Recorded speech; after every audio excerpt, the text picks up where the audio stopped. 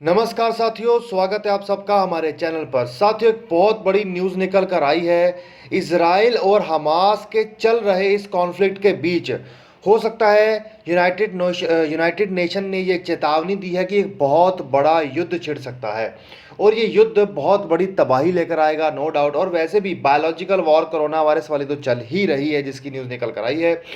हाल ही में हमास ने इजराइल के ऊपर तकरीबन 1500 रॉकेट दागे और इस 1500 रॉकेट दागने में काफ़ी इजराइल के लोग मारे गए, जिसमें कुछ भारतीय भी मारे गए की खबर आई है। और इसके चलते इजराइल ने अब ठान लिया है कि वो हमास के सारे ऑफिशियल और हायर कमांडर्स को मार कर ही दम लेगा। और इसी के चलते उसकी आर्मी, इसकी एयरफोर्स एक्शन में आई और उन्होंने अब तक की टारगेट कर करके हमास के 11 कमांडर्स को मार दिया है। और सबसे बड़ी बात तो यह है कि हमास के ये ग्रुप है, इनको सपोर्ट ईरान से मिल रहा है और ईरान और इजराइल के बीच में तो ऑलरेडी कट्टर दुश्मनी है।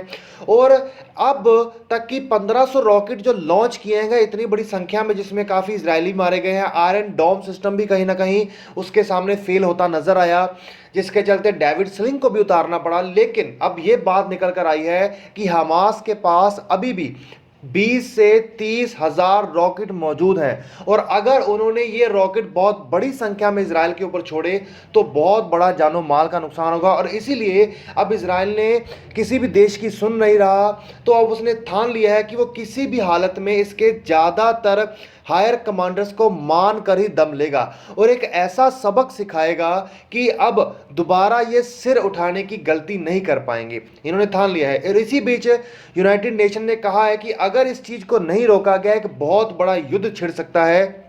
और जैसे कि पहले भी एक इजराइल की वॉर हुई थी इन आसपास के लगते इजिप्ट, लीबिया जैसे देशों के साथ, अब ये फिर युद्ध छिड़ सकता है और ऐसा युद्ध की स्थिति बहुत भयानक हो सकती है। क्योंकि अगर इस बार युद्ध छिड़ा तो हो सकता है कि ईरान भी इस युद्ध में कूद जाए और स्थितियां बहुत बदल जाएं। और जैसा कि हम जानते हैं कि ईरान के संबंध भारत के साथ भी कुछ उस तरह से हैं, इजराइल भी एक बहुत अच्छा दोस्त है। और इसी बीच भारत भी बहुत ज़्यादा तनातनी में फंसा है, क्योंकि इजराइल भी अब लीडरशिप क्राइसिस में चल रहा है। क्योंकि वहाँ पर अभी तो कोई पीएम चुने नहीं गए हैं। बेंजामिन नेतन्याहू जो वहाँ के बहुत ही फेमस पीएम है, अगर वो होते तो कुछ बड़ा एक्शन ले पाते। तो इसी के चलते कोई लीडरशिप ना होने के चलते ये चीज़ें लगातार होती जा रही हैं कि देखते हैं अब वहाँ पर होता क्या है, कोई बड़ा घटना या कोई बड़ा संकट तो निकल के आता। तो रेगुलर बने रहिएगा लेटेस्ट अपडेट्स के लिए। चैनल को सब्सक्राइब करिए, बेल आइकन दबाइए और बताइए कि इस वक्त इजराइल को ऐसा क्या करना चाहिए।